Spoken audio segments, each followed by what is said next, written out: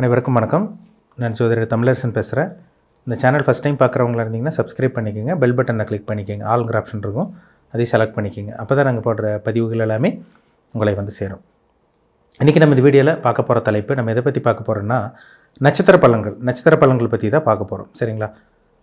மிருகசீரிஷ நட்சத்திரம் மிதுன ராசிக்கு நேயர்களுக்கு அவங்களோட லைஃப் எப்படி இருக்கும், மிருகசீரிஷ நட்சத்திரத்தோட குணம் என்ன, மிதுன ராசிக்காரங்க எப்படி இருப்பாங்க, என்னென்ன கிரகங்கள், என்னென்ன பிளானட்டோட இம்பாக்டில் இருப்பீங்க, உங்கள் வயசு என்னென்ன வயசுக்கு தகுந்த மாதிரி என்னென்ன தசாபுத்தி நடக்கும், இதெல்லாமே நம்ம இந்த வீடியோவில் தெளிவாக பார்த்துடலாம். சரிங்களா?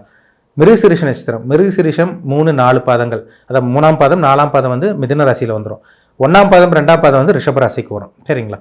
இது வந்து உடைப்பட்ட நட்சத்திரம் சொல்லுவாங்க. உடைப்பட்ட நட்சத்திரம்னா ஒரே நட்சத்திரம் 2 ராசிக்கு ஸ்பிளிட் ஆயிரும், 2 ராசிக்கு வந்துடும். உடைப்படாத நட்சத்திரம்னா ஒரே ராசிக்கு வரும். சரிங்களா? அதனால தான் உடைப்பட்ட நட்சத்திரக்கும் உடைப்படாத நட்சத்திரத்துக்குள்ள வித்தியாசம் அதுதான். மிதுன ராசி மிருகசீரிஷ நட்சத்திரம் 3-4 பாதம் மிதுன ராசியில் இருக்கும். பொதுவாக மிருகசீரிஷ நட்சத்திரம் பாருங்கள், நல்ல ஒரு ஃபயர் மாதிரி இருப்பாங்க, கோவக்காரங்களா. ஏன்னா செவ்வாயோட நட்சத்திரத்தில் பிறந்தவங்களுக்கு அந்த துடிப்பு இருக்கும், ஒரு வேகம் இருக்கும், அவங்ககிட்ட வேகம் இருக்கும், துடிப்பானவர்களாக இருப்பாங்க, வெட்டு ஒன்று துண்டு ரெண்டு இருப்பாங்க, ஸ்ட்ரைட் ஃபார்வர்டாக இருப்பாங்க. மனசில் ஒன்று ஒரு சில பேர் நினச்சிட்டு வெளியே ஒரு மாதிரி நடப்பாங்க. இவங்க என்ன நினைக்கிறாங்களோ அப்படியே வெளிப்படுத்துவாங்க, என்ன நினைக்கிறாங்களோ அப்படியே ஸ்ட்ரைட் ஃபார்வர்டாக சொல்லிட்டு போயிட்டே இருப்பாங்க. அந்த மாதிரி ஒரு நட்சத்திரம் தான் செவ்வாயோட நட்சத்திரம் மிருகசீரிஷ நட்சத்திரம். துடிப்பானவர்களாக இருப்பாங்க, வைராகியம் மிக்கவங்களாக இருப்பாங்க, பிடிவாதக்காரங்களா, கோவக்காரங்களா, முன்கோபியாக இருப்பாங்க, நான் தான் நினச்ச விஷயத்தை உடனே நடத்தி காமிக்கணும்னு நினைக்கிறவங்க தான் இந்த நட்சத்திரக்காரங்க. அது குணமே, அவங்க குணமே அப்படி தான் இருக்கும். ஆனால் மிதுனம் மிருகசீரிஷ நட்சத்திரம் கோவக்காரங்க, பிடிவாதக்காரங்களாக இருந்தாலும் நிறைய நண்பர்கள் சேர்த்து வச்சுருப்பாங்க, புத்திசாலியாக இருப்பாங்க, அறிவாளியாக இருப்பாங்க. நிறைய பேர் ஐடி ஃபீல்டில் இருக்கவங்களாம் பாருங்கள், இந்த நட்சத்திரக்காரங்க தான், இந்த ராசிக்காரங்க தான். இளமையான தோற்றம் கொண்டவங்க, இந்த மாதிரி கண்டிப்பாக இந்த மாதிரி தான் இருப்பாங்க அவங்க. சரிங்களா? பொதுவாக மிதுன ராசிக்காரங்க இளமையான தோற்றம் கொண்டவங்களாக தான் இருப்பாங்க. எந்த வயசாக இருந்தாலும் அவங்க வயசு வந்து வெளியே காமிச்சு கொடுக்காது. அது செவ்வாய்ங்கிறது ஒரு வேகமான கிரகங்கிறனால நல்லா துடிப்பானவர்களாக இருப்பாங்க, அறிவாளியாகவும் இருப்பாங்க, அதே மாதிரி புத்தி கூர்மையவர்களாக இருப்பாங்க இந்த நட்சத்திரக்காரங்க. இது ஒரு நல்ல ஒரு இதுங்க. நண்பர்கள் எப்பவுமே கூட இருக்கணும், நண்பர்கள் இருக்கணும், கூட இருக்கணும், தனித்து செயல்படக்கூடாது, அது எப்பவுமே தனியாக இருக்கக்கூடாது, தனித்து செயல்படக்கூடாதுன்னு நினைப்பாங்க. கூட யாரும் இருந்துகிட்டே இருக்கணும் நினைக்கிறவங்க தான் இந்த நட்சத்திரக்காரங்க. அந்த குணமே அவங்களோட கேரக்டர் அப்படி தான் இருக்கும். நிறைய நண்பர்கள் இருப்பாங்க இந்த நட்சத்திரக்காரங்களுக்கு. பிறக்கும்போது செவ்வாதசையில் பிறந்தவங்களுக்கு வந்து பார்த்தீங்கன்னா, பிறக்கும்போது செவ்வாதசை கிட்டத்தட்ட உங்களுக்கு செவ்வாதசை வந்து பார்த்தீங்கன்னா உங்களுக்கு ஒரு 3-3.5 வருஷம் வந்துடும். சரிங்களா? 7 வருஷத்தில் 3ஆம் பாதத்தில் பிறந்தீங்கன்னா 3-3.5 வருஷம் பக்கமே வந்துடும். 2வது வரக்கூடிய ராகுதசை, செவ்வாதசையில் பிறந்த நீங்கள் 2வது வந்து ராகுதசை ஒரு 18 வருஷம் ராகுதசை வரும். கிட்டத்தட்ட உங்களுக்கு 20-21 வயசு வரைக்குமே 22 வயசு வரைக்குமே ஒரு சில பேருக்கு வந்துடும். 21 வயசு வரைக்குமே கிட்டத்தட்ட வந்துடும் உங்களுக்கு. சரிங்களா? ராகு திசை ரொம்ப முக்கியமான திசைங்க. அந்த 20 வயசு வரைக்கும் வரக்கூடிய ராகு திசையில் ஒரு சில பேர் பெருசாக டெவலப் ஆக முடியாமல் போயிடுது. சின்ன வயசில் வரக்கூடிய ராகு திசை வந்து பார்த்திங்கன்னா வாழ்க்கையில் நிறைய அனுபவத்தை கற்றுக் கொடுக்கும், படிப்பு மேலே ஆர்வம் இல்லாமல் போயிடும், எதுவுமே பிரம்மாண்டமாக திங்க் பண்ணுறது, பெருசாக திங்க் பண்ணுறது, ஆடம்பரமாக திங்க் பண்ணுறது, அந்த மாதிரி தான் அந்த ராகு திசை கொண்டு போகும். தவறான பழக்க வழக்கம் கொண்டு போகிறது.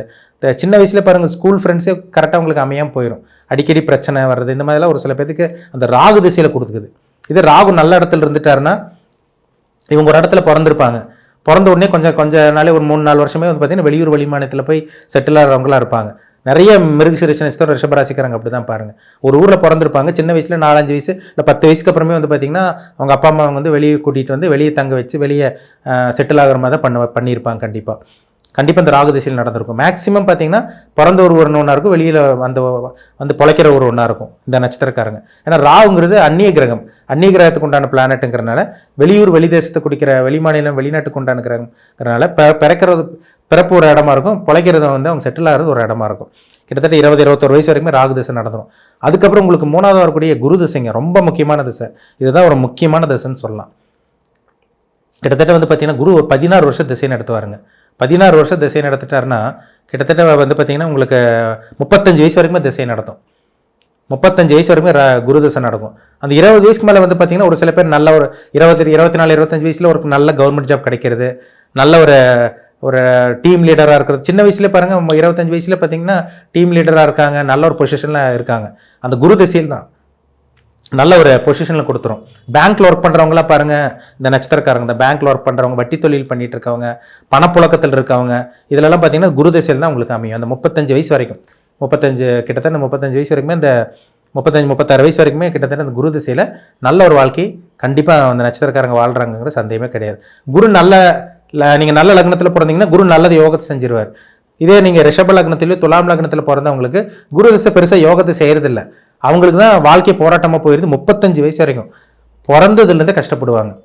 சார் 33 35 வயசு வரைக்கும் எங்களுக்கு ஒன்றுமே இல்லை, நான் 36 வயசு 37 வயசுக்கு அப்புறம் தான் வாழ்க்கையே மாறுச்சு, இந்த சனி திசை தான் எங்களுக்கு நல்லது பண்ணிச்சுன்னு சொல்கிறாங்க. ஏன்னா சனி திசை 19 வருஷம் வரும் 35 வயசுக்கு அப்புறம். கிட்டத்தட்ட 53 54 55 வயசு வரைக்குமே ஒரு அப்ராக்சிமேட்டாக சொல்கிறேன். நீங்கள் 3ஆம் பாதமா 4ஆம் பாதமா செக் பண்ணுங்கள். கிட்டத்தட்ட 35 வயசு வரைக்கும் உங்களுக்கு குரு திசை நடந்துச்சுன்னா 54 55 வயசு வரைக்கும் உங்களுக்கு சனி திசை தாங்க. அந்த சனி நல்ல இடத்துல இருந்தாருன்னா கண்டிப்பாக சனி யோகத்தை செஞ்சுட்டு போயிட்டே இருப்பார். 19 வருஷம் வாழ்க்கை தலைகீழாக மாறும். 37 35 36 வயசுக்கு அப்புறம் வாழ்க்கை மாறுச்சுன்னு சொல்கிறாங்க பார்த்தீங்களா, அந்த சனி தான் யோகத்தை செஞ்சுருக்கும். நீங்கள் ரிஷப லக்னமாக இருக்கலாம், மிதுன லக்னமாக இருக்கலாம், கன்னி லக்னமாக இருக்கலாம், துலாம் லக்னமாக இருக்கலாம், மகர கும்ப லக்னமாக இருக்கலாம். இந்த லக்னத்தில் பிறந்தவங்களுக்கு தான் சனி யோகத்தை செய்கிறார். உங்களுக்கு கடக லக்னம் சிம்ம லக்னக்காரங்களுக்கு சனி இருக்கிற இடத்த பொறுத்து. ஆனால் கடக லக்னத்துக்கு சிம்ம லக்னத்துக்கு சனி 8ஆம் இடத்துல இருக்கக்கூடாது, 6ஆம் இடம் சம்மந்தப்பட்டிருக்கூடாது. 6ஆம் இடம் 8ஆம் இடம் சம்மந்தப்பட்டுச்சுன்னா கடனை கொடுத்துருவார். 19 வருஷம் வாழ்க்கை ஒன்றுமே இல்லாமல் பண்ணிடும்.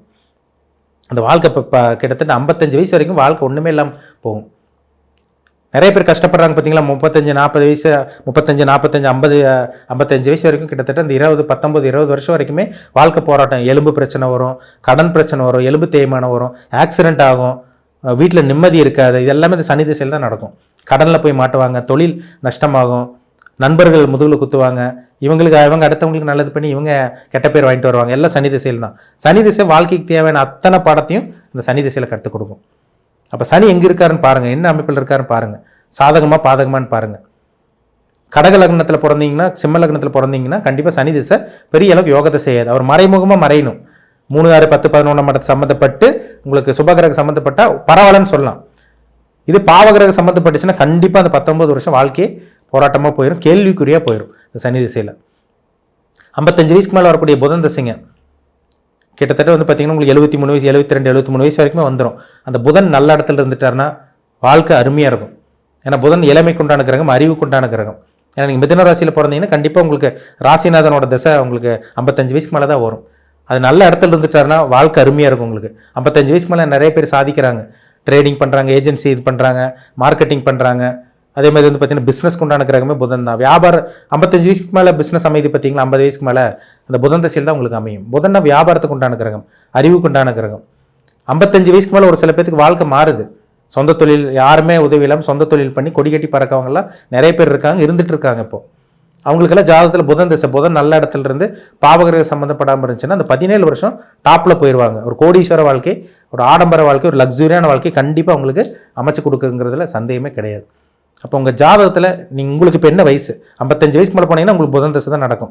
35 வயசுக்கு மேலே தாண்டிட்டிங்கன்னா உங்களுக்கு சனி திசை கண்டிப்பாக நடந்துட்டு இருக்கும். அதுக்கு முன்னாடினா குரு திசை கண்டிப்பாக 20 வயசுக்கு மேலே தாண்டிட்டிங்கன்னா உங்களுக்கு குரு திசை நடந்துட்டு இருக்கும். 35 வயசுக்கு மேலே தாண்டிட்டிங்கன்னா உங்களுக்கு சனி திசை தான் 19 வருஷம். 55 வயசுக்கு மேலே தாண்டிட்டிங்கன்னா உங்களுக்கு புதன் திசை நடந்துட்டு இருக்கும். அப்போ உங்கள் ஏஜ் என்ன, இப்போ உங்களுக்கு எப்படி போயிட்டு இருக்கு, கிரகங்கள் ஜாதகத்தில் எப்படி இருக்குது, பிறக்கும் போது கிரகங்கள் எப்படி இருக்குது, இப்போ உங்களை எப்படி வழி நடத்திட்டு இருக்கு, என்ன நட்சத்திர பாதம், 3ஆம் பாதமா 4ஆம் பாதமா செக் பண்ணுங்கள், ரொம்ப முக்கியம். சரிங்களா? ஒரு தனி மனிதனுடைய ஜாதகம் ரொம்ப முக்கியங்க. நவகிரகங்கள் தான் மனுஷன் ஆட்டி படைச்சிட்டு இருக்கு. அந்த நவகிரகங்களோட தாக்கம் எப்படி இருக்குது, அதுக்கு தகுந்த மாதிரி தான் உங்கள் வாழ்க்கை போகும். அதுக்குப்படி தான் கர்மா போகும். சரிங்களா? நல்ல கர்மாவில் பிறந்தீங்கன்னா நல்லதை அனுபவிக்க பிறந்திருக்கீங்கன்னு அர்த்தம். கெட்ட கர்மாவில் பிறந்திருக்கீங்கன்னா கெட்டதை அனுபவிக்க மட்டுமே பிறந்திருக்கீங்கன்னு அர்த்தம். அது கிரகங்கள் பதில் சொல்லும். கிரகங்கள் இருக்கிற இடத்த பொறுத்து கண்டுபிடிச்சிக்கலாம் நம்ம. சரிங்களா? என்ன நடக்கும், எப்போ நல்ல நேரம் ஆரம்பிக்கும், எப்போ கெட்ட நேரம் வரும், அந்த கெட்ட நேரம் வரும்போது எந்த விஷயத்தில் கவனமாக இருக்கணும், என்ன பண்ணலாம் என்ன பண்ணக்கூடாது, சாதகமான காலகட்டம் எப்போ வரும், பாதகமான காலகட்டம் எப்போ வரும், நன்மை எப்போ தீமை எப்போ, எல்லாமே அக்யூரேட்டாக ஜாதகம் பார்த்தா தெளிவாக தெரிஞ்சிடும். சரிங்களா? ஜாதகம் பார்த்தாலே கண்டுபிடிச்சிடலாம். இது இப்படி இருக்கும், இது இப்படி இருக்காது, இந்த விஷயத்தில் கவனமாக இருக்கணும், இதில் கேர்ஃபுல்லாக இருக்கணும்னு தெளிவாக தெரிஞ்சுக்க முடியும். தனிப்பட்ட ஜாதகம் பாருங்கள், என்ன தசாபுத்தி போகுது, இப்போ உங்கள் வயசு என்ன, இப்போ உங்கள் சுய ஜாதகத்தில் என்ன கிரகங்கள் உங்களை தாக்கத்தை ஏற்படுத்திட்டு இருக்குன்னு பார்த்து தெளிவாக தெரிஞ்சுக்கங்க. ரொம்ப ரொம்ப நல்லது. சரிங்களா? மீண்டும் அடுத்த பதிவில் சந்திக்கும் வரை உங்களிடமிருந்து விடைபெறுவது உங்கள் ஜோதிடர் தமிழரசன். இந்த சேனல் பிடிச்சிருந்தா உங்கள் நண்பருக்கு உறவினருக்கும் ஷேர் பண்ணுங்கள், லைக் பண்ணுங்கள், சப்ஸ்கிரைப் பண்ணுங்கள், பெல் பட்டனை கிளிக் பண்ணிக்கோங்க, ஆளுங்கிற ஆப்ஷன் இருக்கும், அதையும் செலக்ட் பண்ணிக்கோங்க. அப்போ தான் நாங்கள் போடுற பதிவுகள் எல்லாமே உங்களை வந்து சேரும். நன்றி, வணக்கம்.